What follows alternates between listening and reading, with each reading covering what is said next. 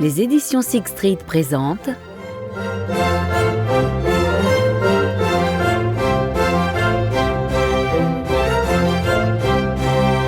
Mémoires secrets de la régence de Philippe, duc d'Orléans, de Saint-Simon, lu par Philippe Lejour.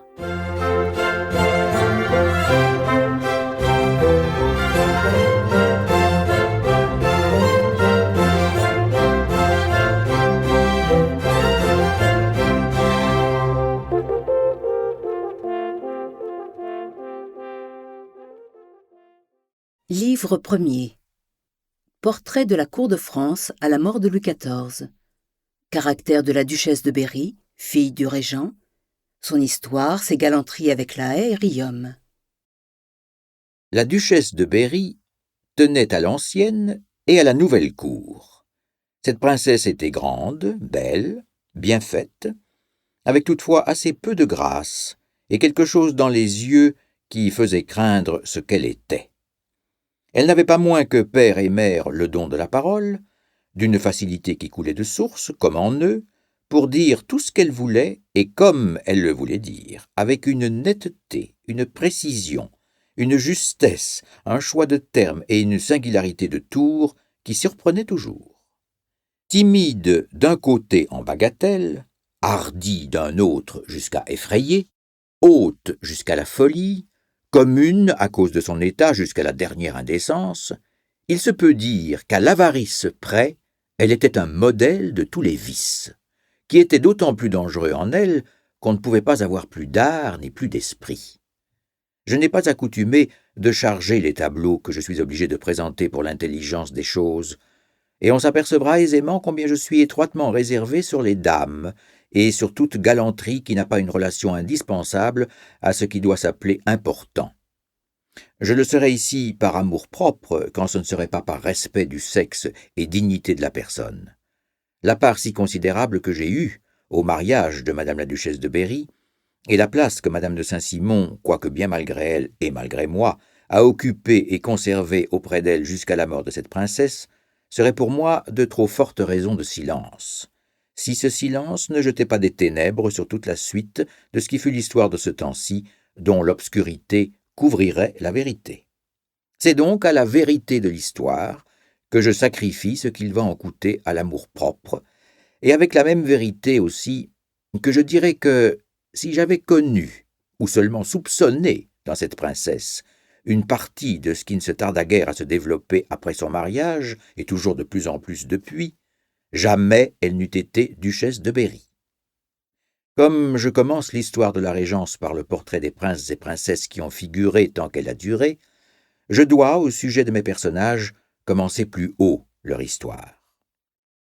Il est ici nécessaire de se souvenir de ce souper de Saint-Cloud, si immédiat après les noces, et de ce qui est légèrement mais intelligiblement touché du voyage de Marly, qui le suivit de si près. De cet emportement contre l'huissier qui, par ignorance, avait chez elle ouvert les deux battants de la porte à madame sa mère, de son désespoir et de sa cause à la mort de monseigneur, des fous et effrayants aveux qu'elle en fit à madame de Saint-Simon, de sa haine pour monseigneur, et surtout pour madame la duchesse de Bourgogne, et de sa conduite avec elle à qui elle devait tout, et qui ne se lassa jamais d'aller au-devant de tout avec elle, du désespoir de lui donner la chemise et du service lorsqu'elle fut dauphine, de tout ce qu'il fallut employer pour l'y résoudre, et de tout ce qu'elle avait fait pour en empêcher monseigneur le duc de Berry, malgré lui, et pour le brouiller contre son cœur et son devoir avec monsieur et madame la duchesse de Bourgogne, des causes de l'orage qu'elle essuya du roi et de madame de Maintenon, et qui ne fut pas le dernier, de la matière et du succès, de l'avis que la persécution de madame la duchesse d'Orléans et le cri public, tout indigne qu'il était, me força de donner à monsieur le duc d'Orléans sur elle, de l'étrange éclat arrivé entre elle et madame sa mère sur le procédé des perles de la reine-mère et sur une précieuse femme de chambre qu'on lui chassa, de celui qu'elle eut sur les places de premier écuyer de monsieur le duc de Berry et de future gouvernante de ses enfants, enfin, ce qui a été touché le plus succinctement qu'il a été possible, de la façon dont elle était avec monsieur le duc de Berry, et des sentiments de ce prince pour elle lorsqu'il mourut. Toutes ces choses se sont passées en présence de madame de Saint-Simon. Enfin, il faut savoir combien elle se piquait d'une fausseté parfaite et de savoir merveilleusement tromper, en quoi elle excellait même sans aucune occasion. Elle fit tout ce qu'elle put pour ôter toute religion à M. le duc de Berry, qui en avait un véritable fond et même une grande droiture. Elle le persécutait sur le jeûne, qu'elle n'aimait point, mais qu'il observait exactement. Elle s'en moquait jusqu'à lui en avoir fait rompre, quoique rarement, à force d'amour, de complaisance et d'embarras de ses aigres plaisanteries. Et comme cela ne se passait pas sans combat et sans qu'on ne vît avec quelle peine et quel scrupule il se laissait aller, c'était encore sur cela même un redoublement de raillerie qui le désolait. Son équité naturelle n'avait pas moins à souffrir des emportements avec lesquels elle exigeait des injustices criantes dans sa maison à lui, car pour la sienne, il n'eût osé rien dire. D'autres sujets plus intéressants mettaient sans cesse aussi sa patience à bout, et plus d'une fois avec le plus affreux éclat. Elle tenait souvent des propos libres. La présence de M. le duc de Berry, de M. et Mme la duchesse d'Orléans, ni des dames avec lesquelles elle n'avait aucune familiarité, ne la retenait pas le moins du monde. Elle trouvait même mauvais que M. le duc de Berry n'en fît pas autant.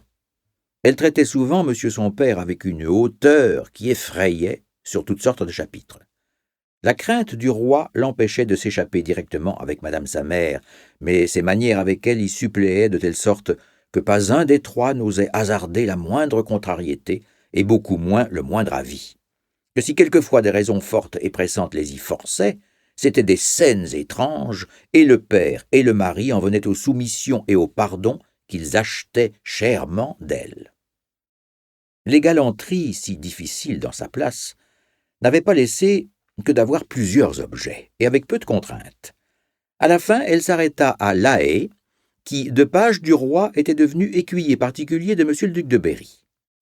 C'était un grand homme, sec, à taille contrainte, ayant le visage écorché, l'air sot et fat, de peu d'esprit et bonhomme, à qui elle fit faire pour son état une fortune rapide en charge par son maître. Et sa passion continua jusqu'à la mort de M. le duc de Berry et quelque temps après. Voilà quelle fut la dépositaire du cœur et de l'âme de monseigneur le duc d'Orléans.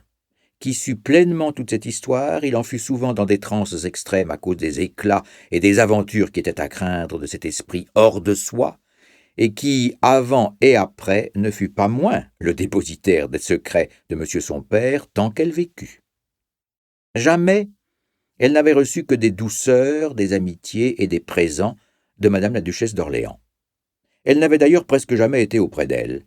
Elle n'avait donc point été à portée de ces petites choses qui fâchent quelquefois les enfants. Mais son orgueil était si extrême qu'elle regardait en soi comme une tâche, qu'elle en avait reçue, d'être fille d'une princesse légitimée, et en avait conçu pour elle une aversion et un mépris qu'elle ne contraignait plus après son mariage, et qu'avant et après elle prit à tâche d'attiser dans le cœur de monseigneur le duc d'Orléans. L'orgueil de madame sa mère n'était rien en comparaison du sien. Elle se figura avant et depuis son mariage qu'il n'y avait qu'elle en Europe que M. le duc de Berry pût épouser, et qu'ils étaient tous les deux faits l'un pour l'autre. Après maintes passades, la duchesse s'était éprise toute bon de Riom, cadet de la maison d'Heidy, fils d'une sœur de madame de Biron. Il n'avait ni figure ni esprit, comme on l'a dit. C'était un gros garçon, court, joufflu et pâle, qui, avec beaucoup de bourgeons, ne ressemblait pas mal à un abcès. Il avait de belles dents, et n'avait pas imaginé causer une passion qui, en moins de rien, devint effrénée, et qui dura toujours, sans néanmoins empêcher les passades et les goûts de traverse. Il n'avait rien vaillant, mais force frères et sœurs qui n'en avaient pas davantage. Monsieur et madame de Pons, dame d'atour de madame la duchesse de Berry, étaient de leurs parents et de la même province. Ils firent venir le jeune homme, qui était lieutenant de dragon, pour tâcher d'en faire quelque chose. À peine fut-il arrivé que le goût se déclara, et il fut le maître au Luxembourg. Monsieur de Lauzun, dont il était petit-neveu, en riait sous cape. Il était ravi et se voyait renaître en lui au Luxembourg du temps de mademoiselle. Il lui donnait des instructions, et Riom, qui était doux et naturellement poli et respectueux, bon et honnête garçon, les écoutait. Mais bientôt, il sentit le pouvoir de ses charmes qui ne pouvaient captiver que l'incompréhensible fantaisie de cette princesse. Sans en abuser avec autre personne, il se fit aimer de tout le monde, mais il traita sa duchesse comme M. de Lauzun avait traité mademoiselle. Il fut bientôt paré des plus riches dentelles, des plus riches habits, muni d'argent, de boucles, de joyaux. Il se faisait désirer, se plaisait à donner de la jalousie à la princesse et à paraître jaloux lui-même. Souvent, il la faisait pleurer. Peu à peu, il l'a mis sur le pied de n'oser rien faire sans sa permission, pas même les choses indifférentes. Tantôt, prête à sortir pour aller à l'opéra, il la faisait demeurer, d'autres fois, il l'y faisait aller malgré elle, il l'obligeait à faire du bien à des dames qu'elle n'aimait point ou dont elle était jalouse, et du mal à des gens qui lui plaisaient et dont il faisait le jaloux. Jusque à sa parure, elle n'avait pas la moindre liberté. Il se divertissait à la faire décoiffer ou lui faire changer d'habit quand elle était toute prête. Et cela si souvent et quelquefois si publiquement qu'il l'avait accoutumé le soir à prendre ses ordres pour la parure et l'occupation du lendemain. Et le lendemain, il changeait tout, et la princesse pleurait tant et plus. Enfin, elle en était venue à lui envoyer des messages par des valets affidés, car il logea presque en arrivant au Luxembourg, et les messages se réitéraient plusieurs fois pendant sa toilette pour savoir quel ruban elle mettrait, et ainsi de l'habit et des autres parures, et presque toujours il lui faisait porter ce qu'elle ne voulait point. Si quelquefois elle osait se licencier à la moindre chose sans son congé, il la traitait comme une servante, et les pleurs duraient souvent plusieurs jours. Cette princesse si superbe, et qui se plaisait tant à montrer et à exercer le plus démesuré orgueil, s'avilit à faire des repas obscurs avec lui et avec des gens sans aveu. Elle, avec qui nul ne pouvait manger s'il n'était prince du sang. Le jésuite Riglet, qu'elle avait connu enfant et qu'il avait cultivé, était admis dans ses repas particuliers sans qu'il en eût honte, ni que la duchesse en fût embarrassée. Madame de Mouchy était la confidente de toutes ces étranges particularités. Elle et Riom mandaient les convives et choisissaient les jours. Cette dame raccommodait les amants, et cette vie était toute publique au Luxembourg, où tout s'adressait à Riom, qui de son côté avait soin de bien vivre avec tous, avec un air de respect qu'il refusait en public à sa seule princesse. Devant tous, il lui faisait des réponses brusques qui faisaient baisser les yeux au présent et rougir la duchesse qui ne contraignait point ses manières passionnées pour lui. Pendant cette vie, elle prit un appartement aux Carmélites du faubourg Saint-Germain, où elle allait souvent les après-dîners et toujours les bonnes fêtes de l'année, y demeurant plusieurs jours de suite. Elle n'y menait que 2 dames, rarement 3, et presque pas de domestiques. Elle y mangeait avec elle ce qu'on lui apportait du couvent. Elle allait aussi au chœur ou dans une tribune aux offices du jour et souvent de la nuit, et entre les offices y priait et jeûnait. 2 carmélites de beaucoup d'esprit, qui connaissaient le monde, étaient chargées de la recevoir et d'être auprès d'elle. Il y en avait une fort belle, et l'autre l'avait été. Elles étaient assez jeunes, surtout la plus belle, mais c'étaient d'excellentes religieuses et des saintes, qui faisaient cette fonction malgré elles. Quand elles furent devenues plus familières, elles parlèrent franchement à la princesse, et lui dirent que, si elle ne savait rien d'elle que ce qu'elles en voyaient, elle l'admirerait comme une sainte, mais que, d'ailleurs, elles apprenaient qu'elle menait une étrange vie, et si publique qu'elle ne comprenait pas ce qu'elle venait faire au couvent. La duchesse de Berry riait et ne s'en fâchait pas. Quelquefois, elle la chapitrait, et lui nommait les gens et les choses par leur nom, l'exhortait à changer une vie si scandaleuse, s'exprimait avec esprit pour l'y engager, mais jamais sans lui parler ferme. Elle le contait après à celles de ces dames qui étaient les plus propres à goûter leur peine sur l'état de madame la duchesse de Berry, qui ne cessa de vivre comme elle faisait au Luxembourg et aux Carmélites, et de laisser admirer un contraste aussi surprenant et qui, du côté de la débauche, augmenta toujours. Effectivement, cette princesse, qui vivait à son ordinaire dans le mélange de la plus altière grandeur avec la servitude la plus honteuse, dans les retraites les plus austères et faisait des soupers profanés par la plus vile compagnie, par la saleté et l'impiété de la débauche les plus effrénées, dans la plus inquiétante frayeur du diable et de la mort, avec l'usage de ses passions, tomba malade au Luxembourg. Il faut ici tout écrire, puisque cela sert à l'histoire et que tant d'autres l'écriront et l'ont déjà écrit, et d'autant plus qu'on ne trouvera dans ses mémoires aucune autre galanterie conservée que celles qui servent à l'intelligence des événements. La duchesse de Berry ne voulait se contenir sur rien, et elle était indignée pourtant que le monde osât parler publiquement de ce qu'elle-même ne prenait pas la peine de lui cacher. Et toutefois, elle était désolée de ce que sa conduite était connue. Elle était grosse de riome et elle s'en cachait tant qu'elle pouvait. Et la dame d'honneur était leur commode, quoique les choses se passassent à cet égard tambour battant. Riom et cette dame étaient aussi amoureux l'un de l'autre, et se moquaient ensemble de la princesse qui était leur dupe et de qui ils tiraient ce qu'ils pouvaient. En un mot, ils étaient les maîtres d'elle et de sa maison. Elle était avec insolence jusque-là que le régent et madame la duchesse d'Orléans, son épouse, les craignaient et les ménageaient. Madame de Saint-Simon, fort à l'abri de tout cela, aimée et respectée de la maison, même du couple, ne voyait la duchesse de Berry que pour les moments de représentation. La grossesse vint à terme, et ce terme, mal préparé par des soupers fort arrosés de vin et de liqueur, fut orageux et dangereux. La duchesse de Saint-Simon ne put éviter d'être assidue, mais elle ne céda jamais aux instances du duc et de la duchesse d'Orléans pour coucher dans l'appartement qu'on lui avait réservé.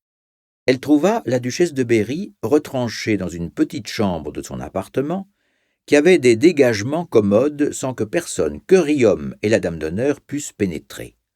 Monsieur le duc et madame la duchesse d'Orléans ne pouvaient même entrer quand ils le voulaient, ni les médecins non plus.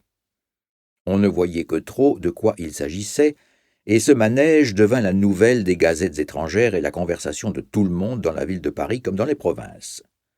Le danger redoublant, Languet, curé de Saint-Sulpice, qui s'était déjà rendu assidu, parla des sacrements au duc d'Orléans. La difficulté fut qu'il pût entrer pour en parler à la duchesse de Berry, mais il s'en trouva bientôt une plus grande. C'est que le curé, en homme instruit de ses devoirs, déclara qu'il ne les administrerait point tant que Riom et la dame d'honneur seraient non seulement dans sa chambre, mais dans le Luxembourg. Il refusa donc les sacrements de l'Église, tout haut et devant tout le monde, et M. le duc d'Orléans en fut moins choqué qu'embarrassé.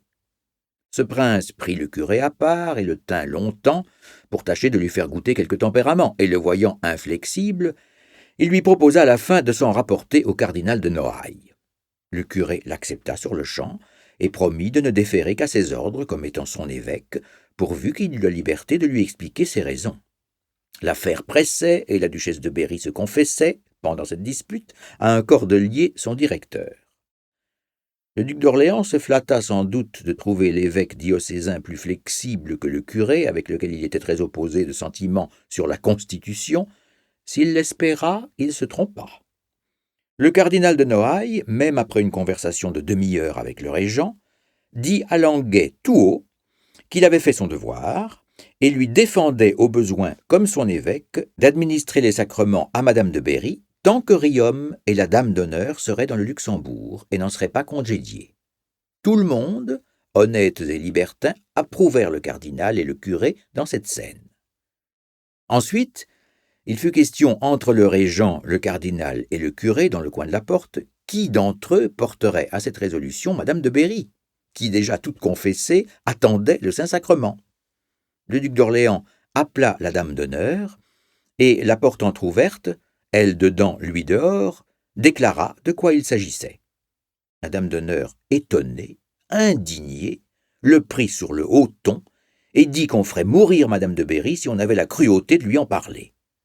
La conclusion fut pourtant enfin que la dame se chargea d'aller dire à la duchesse malade ce qui était résolu pour avoir le viatique. La réponse négative fut rendue au régent, et le régent la rendit au cardinal et au curé. Le cardinal, qui vit que la dame d'honneur n'était guère propre à une pareille commission, dit au régent que c'était à lui, comme son père, d'en parler à la malade. Mais l'éloquence du régent n'y gagna rien. Il craignait sa fille, et c'était un fort mauvais apôtre auprès d'elle. Le refus réitéré fit prendre sur-le-champ au cardinal le parti d'aller lui-même à madame de Berry, accompagné du curé. Le régent alors, qui eut peur que la vue du cardinal et du curé n'occasionnasse une révolution subite et dangereuse à sa fille, qu'il aimait beaucoup, les conjura d'attendre qu'il la préparât lui-même à cette visite. Mais la malade se mit en fureur contre ces cafards qui abusaient de son état et de leur caractère pour la déshonorer par un éclat inouï. Qui l'aurait cru aurait fait sauter les degrés au cardinal et au curé. Le régent revint donc les entretenir, comme il put. L'attention de tout le grand monde dans l'appartement était extrême, et après 2 heures, le cardinal, voyant qu'il ne pouvait rien gagner, trouva indécent d'attendre davantage, réitéra ses ordres au curé, s'approcha de madame de Saint-Simon, lui conta ce qui s'était passé et s'en affligea avec elle. Le régent se hâta d'annoncer à sa fille le départ du cardinal, dont il fut lui-même fort soulagé. Mais en sortant, il trouva encore Languet collé près de la porte, qui lui déclara ne vouloir quitter le poste, crainte qu'on administrât les sacrements clandestinement. Et en effet, Languet y demeura ferme 4 jours et les nuits de même, excepté de courts intervalles qu'il allait prendre ou du repos ou sa nourriture, laissant en son absence 2 prêtres jusqu'à son retour, ce que la postérité croira à peine, quoique tout Paris en fût informé. Le danger passé, Languet leva le siège de sa place, la duchesse de Berry, accouchée d'une fille, se rétablit, et fut toujours dans un emportement extrême contre le cardinal et le curé auquel elle n'a jamais depuis pardonné. Mais elle fut par là même de plus en plus ensorcelée des 2 amants qui se moquaient d'elle et qui ne lui étaient attachés que pour leur fortune. Riom, cadet de Gascogne qui n'avait rien, était petit-neveu de Lauzun, dont les aventures avec mademoiselle qui voulut l'épouser sont connues.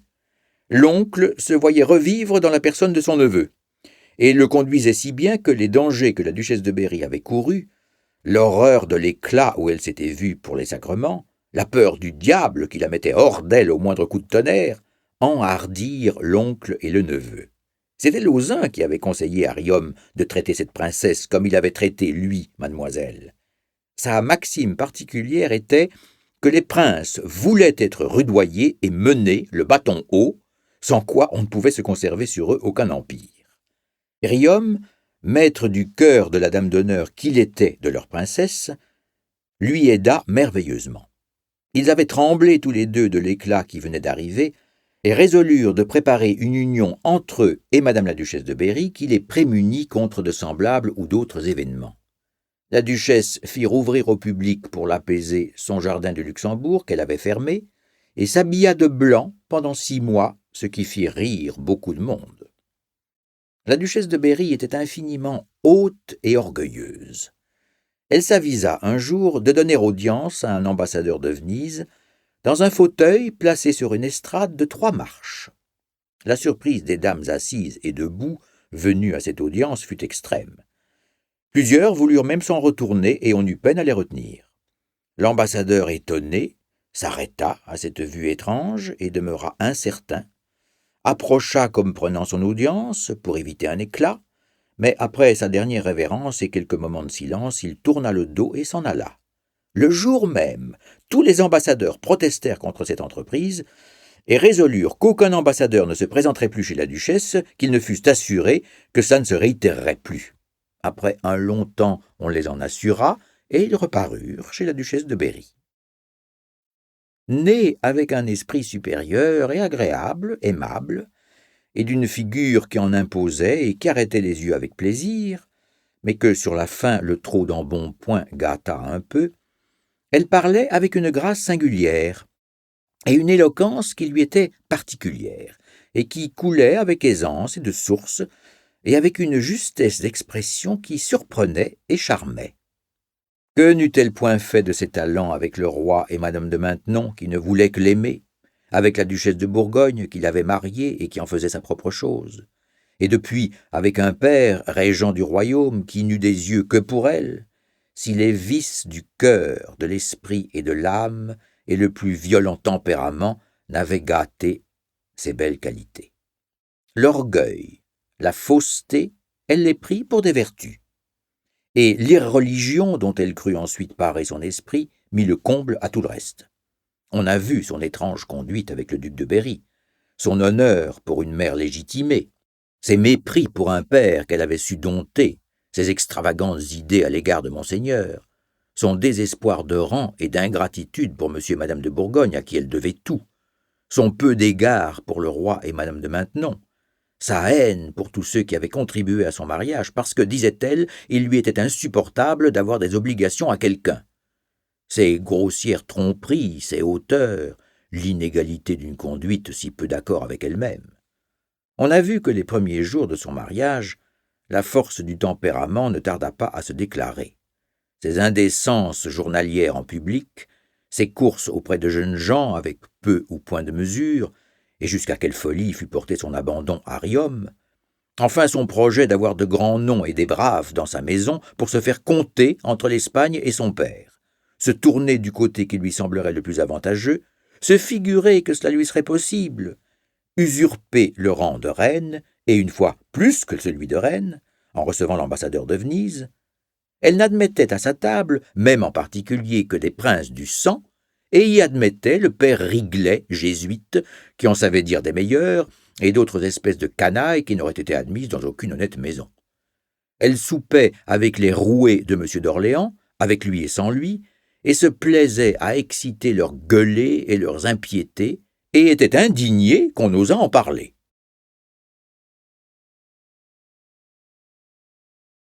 Portrait de Madame la Duchesse d'Orléans. Madame la Duchesse, sa mère, épouse de M. le duc d'Orléans, régent, était grande et point majestueuse. Elle avait le teint, la gorge, les bras admirables, et les yeux aussi. La bouche était assez bien, elle avait de belles dents, un peu longues, des joues trop larges et trop pendantes qui la gâtaient, mais qui n'empêchaient pas la beauté. Ce qui la déparait le plus étaient des places de ses sourcils, qui étaient pelés et rouges avec fort peu de poils. De belles paupières et des cheveux châtains bien plantés. Sans être bossue ni contrefaite, elle avait un côté plus gros que l'autre, une marche de côté, et cette contrainte de taille en annonçait une autre qui était plus incommode dans la société et qui la gênait elle-même. Elle n'avait pas moins d'esprit que M. le duc d'Orléans, et de plus que lui, une grande suite dans l'esprit. Avec cela, une éloquence naturelle, une justesse d'expression, une singularité dans le choix des termes qui coulaient de source et qui surprenaient toujours, avec ce tour particulier à Madame de Montespan et à ses sœurs, et qui n'a passé qu'aux personnes de sa familiarité ou qu'elle avait élevées. Madame la duchesse d'Orléans disait tout ce qu'elle voulait, et comme elle le voulait, avec force, délicatesse et agrément. Elle disait même jusqu'à ce qu'elle ne disait pas, et faisait tout entendre selon la mesure et la précision qu'elle y voulait mettre. Mais elle avait un parler gras, si lent, si embarrassé, si difficile aux oreilles qui n'y étaient pas accoutumées, que ce défaut, qu'elle ne paraissait pas trouver tel, déparait extrêmement ce qu'elle disait. La mesure et toute espèce de décence et de bienséance étaient chez elle dans leur centre. La plus exquise, superbe, y était dans son trône. On sera étonné de ce que je vais dire, et toutefois, rien n'est plus exactement véritable, c'est qu'au fond de son âme, elle croyait avoir fort honoré M. le duc d'Orléans en l'épousant. Il lui en échappait des traits fort souvent qui s'annonçaient malgré leur imperceptible. Elle avait trop d'esprit pour ne pas sentir que cela n'eût pu se supporter, mais elle avait trop d'orgueil aussi pour l'étouffer, étant impitoyable sur cela jusqu'avec ses frères sur le rang qu'elle avait épousé, et voulant paraître petite fille de France jusque sur la chaise percée. Monsieur le duc d'Orléans, qui en riait souvent, l'appelait Madame Lucifer en parlant d'elle, et elle convenait que ce nom ne lui déplaisait pas. Elle ne sentait pas moins toutes les distinctions et tous les avantages que son mariage avait valus à M. le duc d'Orléans à la mort de monsieur. Ces déplaisirs de la conduite de M. le duc d'Orléans avec elle, où toutefois l'air extérieur était demeuré convenable, ne venaient point de jalousie, mais du dépit de n'en être pas adorée et servie comme une divinité, sans que de sa part elle eût voulu faire un seul pas vers lui, ni quoi que ce fût qui pût lui plaire et l'attacher, ni se contraindre en quoi que ce soit qui le pouvait éloigner et qu'elle voyait distinctement qu'il éloignait. Jamais de sa part, en aucun temps, rien d'accueillant, de prévenant pour lui, de familier, de cette liberté d'une femme qui vit bien avec son mari, et toujours recevant ses avances avec froid et une sorte de supériorité de grandeur. C'est une des choses qui avait le plus éloigné d'elle M. le duc d'Orléans, et après leur vrai raccommodement, que la politique un peu moins que les besoins d'une part et les vues de l'autre amenèrent, tout ce que M. le duc d'Orléans y mit de son côté ne réussit encore qu'à demi. Pour sa cour, car c'était ainsi qu'il fallait parler de sa maison et de tout ce qui allait chez elle, c'était moins une cour qu'elle voulait qu'un culte. Et je crois pouvoir dire avec vérité qu'elle n'a jamais trouvé dans sa vie que la duchesse de Villeroy et moi qui ne lui en ayons jamais rendu, et qui lui ait dit et fait ordinairement faire tout ce qui nous paraissait à propos. La duchesse de Villeroy était haute, franche, libre, sûre, et le lien entre madame la duchesse de Bourgogne et elle et moi, le lien entre elle et monsieur son mari, pouvait bien entrer pour beaucoup dans une pareille exception. Madame de Saint-Simon, qui ne la gâtait pas non plus, n'avait pas les mêmes occasions avec elle jusqu'au mariage de madame la duchesse de Berry. La timidité de madame la duchesse d'Orléans était en même temps extrême. Le roi l'eût fait trouver mal d'un seul regard un peu sévère, et madame de Maintenon peut-être aussi. Du moins tremblait-elle devant elle et sur les choses les plus communes. Et en public, elle ne leur répondait jamais qu'en balbutiant et la frayeur sur le visage. Je dis « répondait », car de prendre la parole avec le roi surtout, cela était plus fort qu'elle. Sa vie, au reste, était très languissante, dans une très ferme santé. Elle la passait dans la solitude, dans les lectures, jusqu'au dîner. Elle s'occupait d'ouvrages le reste de la journée, et du monde depuis 5 heures du soir, qui ne trouvait chez elle ni amusement ni liberté, parce qu'elle n'a jamais su mettre personne à son aise. Ses 2 frères furent tour à tour ses favoris. Jamais de commerce que de rares et sérieuses bienséances avec madame la duchesse du Maine. Avec ses sœurs, on a vu ailleurs comment elles vivaient ensemble, c'est-à-dire point du tout. Lorsque je commençai à la voir, le favori était son petit frère. C'est ainsi que par amitié et pour l'âge, elle appelait le comte de Toulouse.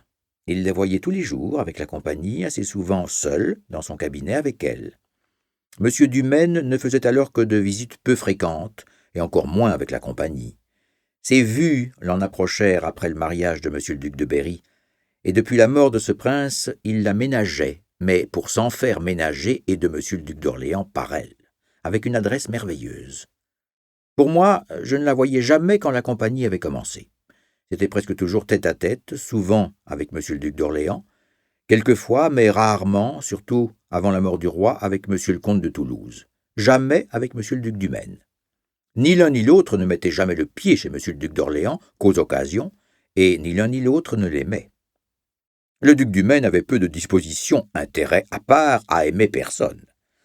Il épousa ensuite les sentiments de madame de Maintenon, et on a vu après ce qu'il sut faire pour éloigner monsieur le duc d'Orléans des droits de sa naissance et se saisir du souverain pouvoir. Le comte de Toulouse, froid, menant une vie toute différente et n'approuvant pas celle de monsieur le duc d'Orléans, touché des déplaisirs de sa sœur et retenu par les mécontentements du roi. Je n'ai remarqué depuis en lui, dans tous les temps, que vérité, honneur, conduite et devoir de lui à monsieur le duc d'Orléans, sans que ces choses se soient poussées jusqu'à liaison et amitié.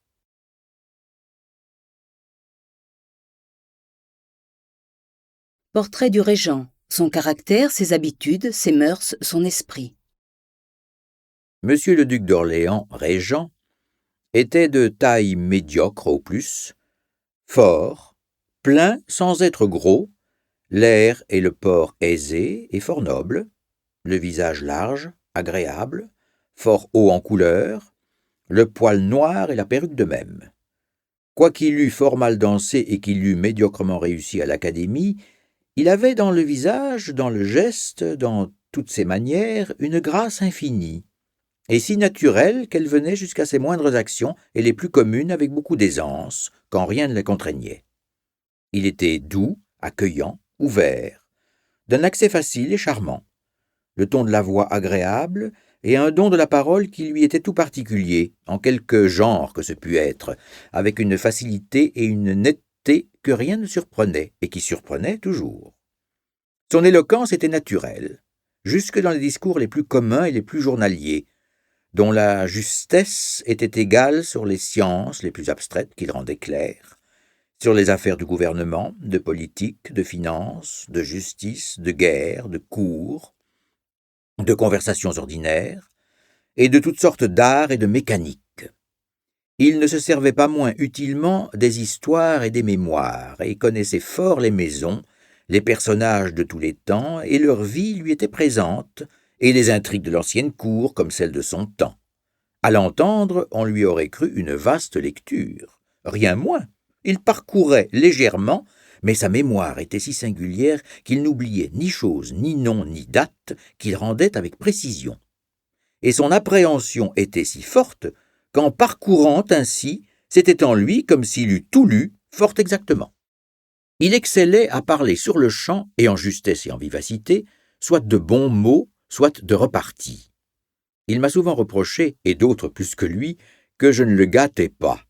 Mais je lui ai souvent donné aussi une louange qui est méritée par bien peu de gens, et qui n'appartenait à personne si justement qu'à lui.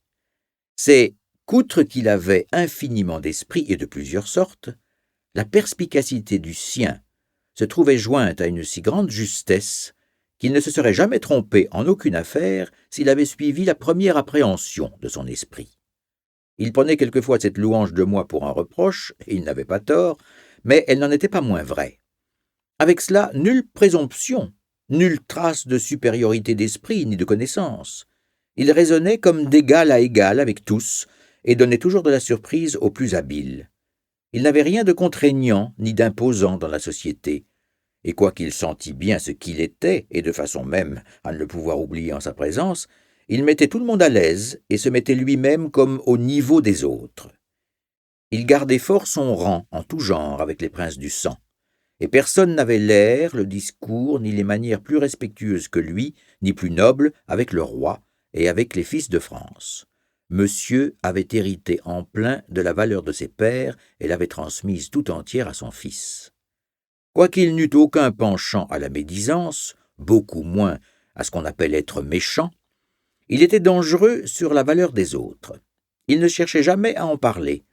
Modeste et silencieux, même à cet égard sur ce qui lui était personnel, il racontait toujours les choses de cette nature où il avait eu le plus de part, donnant avec équité toutes les louanges aux autres, et ne parlant jamais de soi. Mais il se passait difficilement de pincer ceux qu'il ne trouvait pas ce qu'il appelait francs du collier, et on lui sentait un mépris, une répugnance naturelle à l'égard de ceux qu'il avait lieu de croire tels. Aussi avait-il le faible de croire ressembler en tout à Henri IV, de l'affecter dans ses actions, dans ses reparties, de se le persuader, jusque dans sa taille et la forme de son visage, et de n'être touché d'aucune autre louange ni flatterie comme de celle-là qui lui allait au cœur.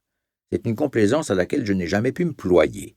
Je sentais trop qu'il ne recherchait pas moins cette ressemblance dans les vices de ce grand prince que dans ses vertus, et que les uns ne faisaient pas moins son admiration que les autres. Comme Henri IV, il était naturellement bon, humain, compatissant, et il fut cruellement accusé du crime le plus noir et le plus inhumain, tandis que je n'en ai point connu de plus naturellement opposé au crime de la destruction des autres, ni plus singulièrement de faire même peine à personne, jusque-là qu'il se peut dire que sa douceur, son humanité, sa facilité avaient tourné en défaut. Et je ne craindrais pas de dire qu'il tourna en vice sa suprême vertu du pardon des ennemis, dont sa prodigalité sans cause ni choix tenait trop près de l'insensibilité, et lui a causé bien des inconvénients fâcheux et des maux dont la suite fournira des exemples et des preuves. Je me souviens qu'un an peut-être avant la mort du roi, étant monté de bonne heure après dîner chez madame la duchesse d'Orléans à Marly, je la trouvai au lit pour quelques migraines, et monsieur le duc d'Orléans, seul dans la chambre, assis dans le fauteuil du chevet du lit. À peine fus-je assis que madame la duchesse d'Orléans se mit à me conter un fait du prince et du cardinal de Rohan, arrivé depuis peu de jours, et prouvé avec la plus claire évidence. Il roulait sur des mesures contre monsieur le duc d'Orléans, pour le présent et l'avenir, et sur le fondement de ces exécrables imputations si à la mode par le crédit et le cours que madame de Maintenon et monsieur le duc du Maine s'appliquaient sans cesse à leur donner. Je me récriai, d'autant plus que monsieur le duc d'Orléans avait toujours distingué et recherché, je ne sais pourquoi, ses deux frères, et qu'il croyait compter sur eux.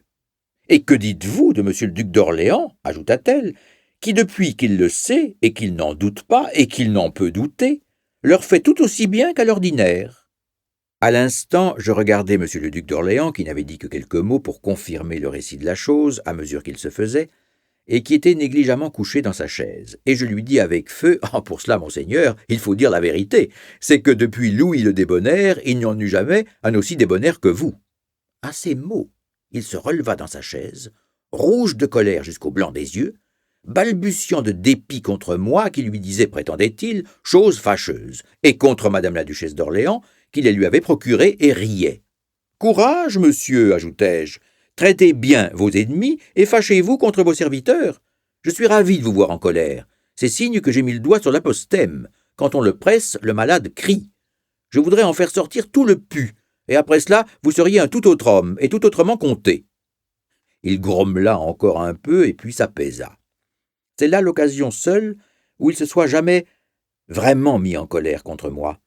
Je rapporterai l'autre en son temps. 2 ou 3 ans après la mort du roi, je causais à un coin de la longue et grande pièce de l'appartement des Tuileries, comme le conseil allait commencer dans cette même pièce où il se tenait toujours, tandis que M. le duc d'Orléans était à l'autre bout parlant à quelqu'un dans une fenêtre. Je m'entendis appeler comme de main en main. On me dit que M. le duc d'Orléans me voulait parler, cela arrivait souvent en se mettant au conseil. J'allai donc à cette fenêtre où il était demeuré, et je trouvai un maintien sérieux, un air concentré, un visage fâché, qui me surprit beaucoup. « Monsieur, me dit-il d'aborder, j'ai fort à me plaindre de vous, que j'ai toute ma vie compté pour le meilleur de mes amis. »« De moi, monsieur ?» Plus étonné encore. « Qu'y a-t-il donc, lui dis-je, s'il vous plaît ? » ?»« Ce qu'il y a, répondit-il avec une mine plus colère, ces choses que vous ne sauriez nier, des vers que vous avez faits contre moi. »« Moi, des vers ?» répliquai-je. « Et qui diable vous conte de ces sottises-là ? Et depuis plus de 40 ans que vous me connaissez, est-ce que vous ne savez pas que de ma vie je n'ai pu faire non pas 2 vers, mais un seul ? Oh, parbleu, reprit-il. Nous espérons que vous avez apprécié cet aperçu. Pour continuer à écouter ce livre audio sur Google Play Livres, utilisez le lien dans la description de la vidéo.